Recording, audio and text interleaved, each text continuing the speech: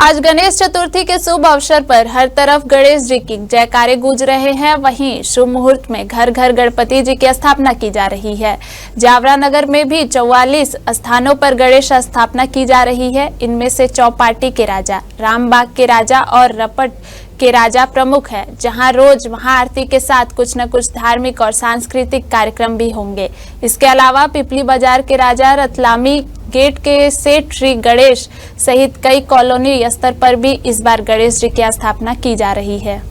बुधवार को गणेश चतुर्थी के अवसर पर सुबह से ही बाजार में पूजा पाठ सामग्री, फल व फूल खरीद के लिए भीड़ लगी है। भक्त भी अपने अपने साधनों से बाजार पहुंचे हैं और अपनी पसंद के गणेश जी की प्रतिमाओं को ढोल ढमाकों के साथ शुभ मुहूर्त में स्थापित कर रहे हैं।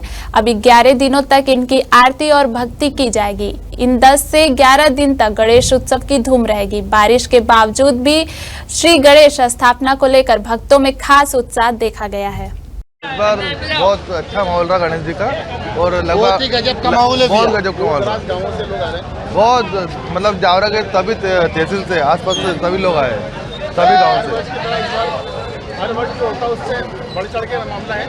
बहुत बढ़ चढ़ सब आपने देखा ही है, पूरी दुकान खाली भरी थी, आज पूरी खाली हो गई दुकान। कितने भीड़ तक की मूर्तियाँ? हाँ, सबसे ऊंची मूर्ति मेरे पास थी 7.5 फीट में, जो मेरे पास 10 का कलेक्शन था और सभी आसपास के गाँव में गए। ये सब माल कहाँ से आता है? निर्माण करते हैं बाहर से आता है? नहीं सर, ये हम अलग अलग यहाँ से लाते हैं, अपनी खुद से वैरायटी चेक कर करते हैं।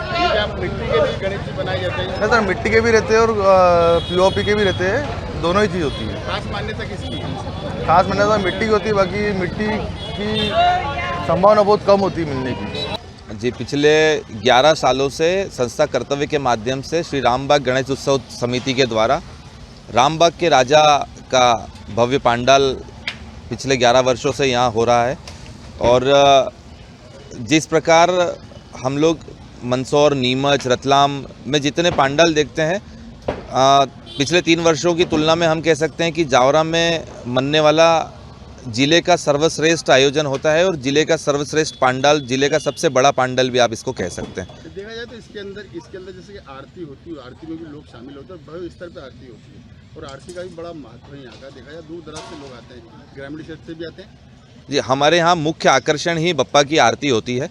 आरती के साथ साथ लगभग 1 घंटे की हम आरती करते हैं और आरती के साथ साथ यहाँ पे डिजिटल फायर शो भी हम यहाँ पे करते हैं। तो वो एक अनूठा आयोजन होता है और उसी को देखने के लिए यहाँ पे दूर ग्रामीण अंचल से भी और तमाम शहर भर के लोग जुटते हैं।